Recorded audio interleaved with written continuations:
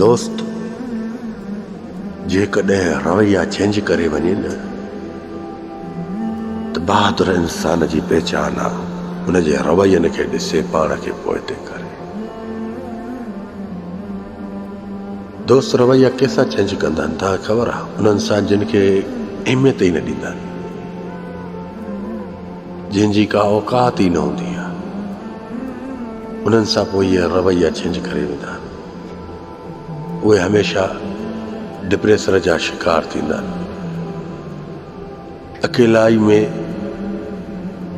बेचैन बेक़रार महसूस कंदा आहिनि पाण खे। बसि इन्हनि जी हिकिड़ी ख़ता आहे जो अॻिले खे सम्झी नथा सघनि।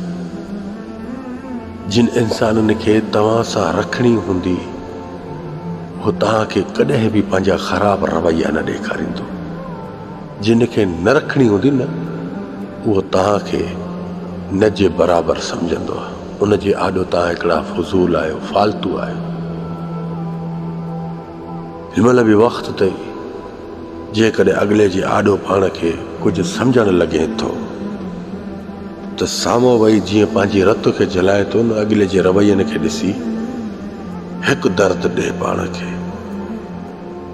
हिकु दर्द उहो कहिड़ो, उनजे साम्हूं ई न अच, उनजी यादुनि में ई पाण खे बेक़रार कर, बेचैन कर।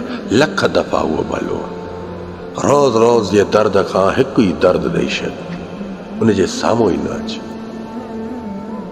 हिकु वक़्तु अहिड़ो ईंदो उहो इंसान तोॾे लड़ी अचे, तोखे इहे लफ़्ज़ चवंदो, हाणे मटिजी वियो आहे, हाणे मटिजी वियो आहे, हाणे उहो न आहे जहिड़ो पहिरियों हुए। तुंहिंजे अंदर खे एतिरो सुकून मिलंदो, मूंखे रब्बिल अर्शिल अज़ीम जी अज़मत जो कसम आहे जो तूं मूंखे दुआऊं ॾींदे। ऐं शायदि थी सघे त इहो मैसेज पाण वटि सेव करे रखजांइ।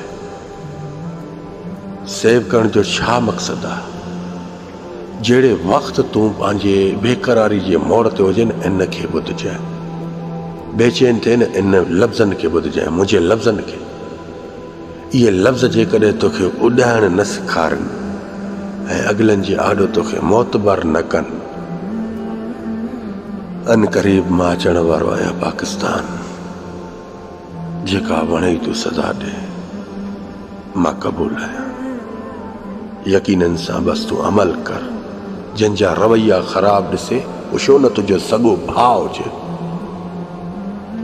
तूं हुन खां थोरो परते हलियो वञ। परते हलियो वेंदे न तोखे वक़्तु गवाही ॾींदो अॻिलनि जी।